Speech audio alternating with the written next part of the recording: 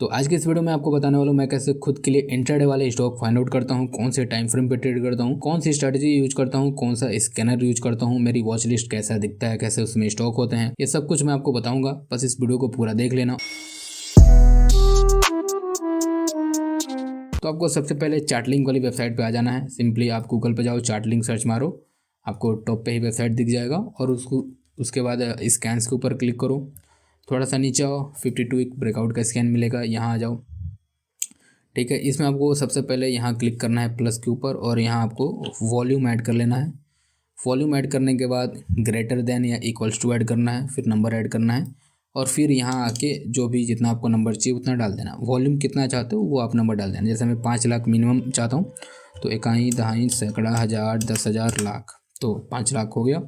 अब यहाँ रन के ऊपर क्लिक कर दो तो सिर्फ वही स्टॉक आएंगे जिनमें मिनिमम 5 लाख से ऊपर का वॉल्यूम होगा, और तो मैक्सिमम तो कितना भी हो सकता है। ठीक है, तो इस तरह से कुछ आपके जो स्टॉक होंगे वो दिखेंगे। तो यहाँ से हमें इन्हें कॉपी कर लेना है और फिर आ जाना है एक कोई खाली सीट के ऊपर। यहाँ हमें वो सारा डाटा पेस्ट करना है और जो जो चीज़ों की ज़रूरत नहीं है उन सबको हटा देना है। नाम और इनका सीरियल नंबर, इन सब चीज़ों को आप ऐसे ऐसे करके हटा दो। बाकी ये जो बचे हैं इन्हें भी आप ऐसे हटा सकते हो। तो ये टोटल इतने स्टॉक आए हैं। अब अगले कॉलम में आना है और यहाँ इस तरह से कॉमा डाल देना है और फिर इसे क्या करना है कि ऐसे डबल टैप कर दोगे तो पूरा ऊपर से नीचे तक कॉमा लग जाएगा। और फिर उसके अगले कॉलम में आना है और फिर यहाँ एक इज इक्वल टू डालना है, एक छोटा सा फॉर्मूला है। फिर आपको लिखना है CON कॉन कट, इसके ऊपर आपको क्लिक करना है। फिर आपको यहाँ जो कंट्रोल होता है वो क्लिक करे रहना है कीबोर्ड पे और फिर माउस से पहला क्लिक यहाँ करना है और फिर एक बीच में कॉमा डालना है। फिर दूसरा क्लिक आपको कॉमे के ऊपर करना है और फिर आपको एंटर प्रेस कर देना है और फिर ऑटो फिल के बारे में पूछेगा, आपको इस तरह से कर देना है। तो ये जितने भी स्टॉक हैं ये ऑटो फिल हो गए हैं, यानी कि सबके लास्ट में कोमा लग गया है।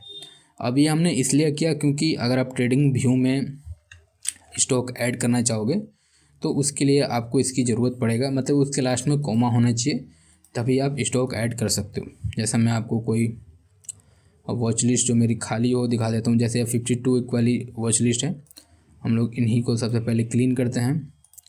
क्लीन करने के बाद आप जैसे ही ये प्लस वाले सिंबल पे क्लिक करोगे और यहाँ आपको कंट्रोल V करना है, आपके सारे स्टॉक आ जाएंगे। फिर आपको इंटर मार दोगे तो जो सभी आपने स्टॉक सेलेक्ट किए हैं वहाँ वो आपको यहाँ दिखने लगेंगे और फिर आप इनमें से ऐसे बारी बारी से कर करके देख सकते हो कि किस में आपकी स्ट्रेटजी बनी है, कैसे आपको ट्रेड करना है। तो बहुत बार क्या होता है कि आपको ऐसे 400-500 स्टॉक भी आ जाते हैं या 100-200 स्टॉक तो मिनिमम आ ही जाते हैं।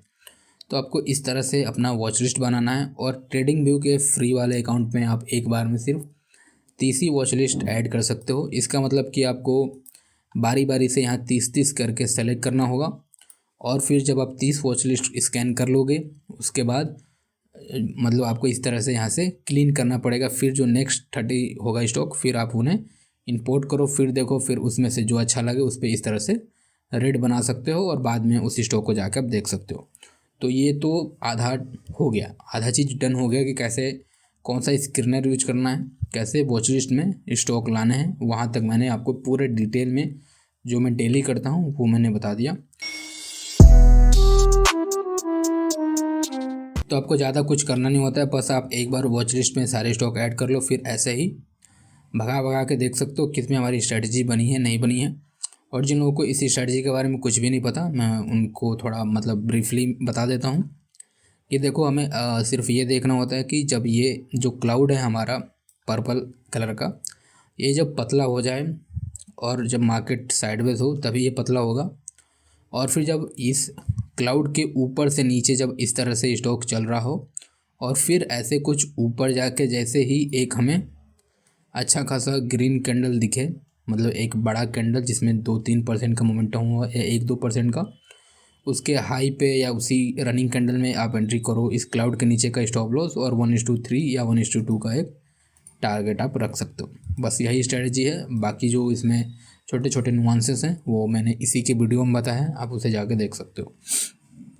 तो अब उसके बाद हमारा काम सिर्फ यही होता है कि जो स्टॉक आज बढ़ाए हैं उनको स्कैन करना है। तो अपनी स्ट्रेटजी के लिए ट्रेड फाइंड आउट करते हैं। जैसे ये है नीचे गिरा था, ऊपर गया, पर अभी ये ब्रेकआउट करके नहीं निकला है। तो हम इसे क्या कर सकते हैं, इसे अपने वॉच लिस्ट में ऐड करके रख सकते हैं कल के लिए, कि अगर ये कल ब्रेकआउट करता है तो फिर हमारे लिए काम का हो सकता है। तो बस अब जैसे ये स्टॉक है, ये 50% आ चुका है, 50% और आएगा तो हम इसमें ट्रेड कर सकते हैं।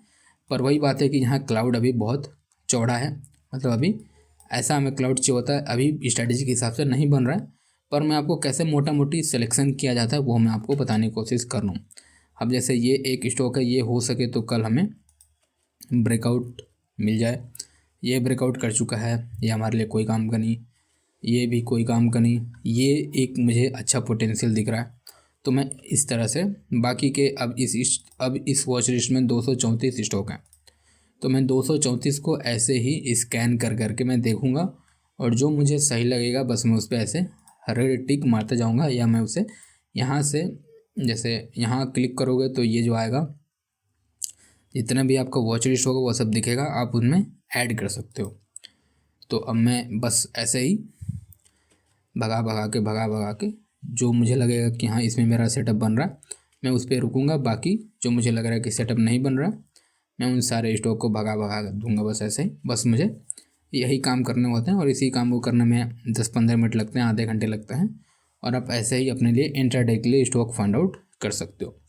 और इसके बाद जो नेक्स्ट फ़िल्टर होता है कि जैसे मैंने इतने सारे स्टॉक आज सेलेक्ट किए हैं, तो अब मैं इन पे क्या जाके देखता हूँ कि जो लाइक मेरा स्ट्रेटजी है वो इनके ऊपर कितनी बार काम किया है।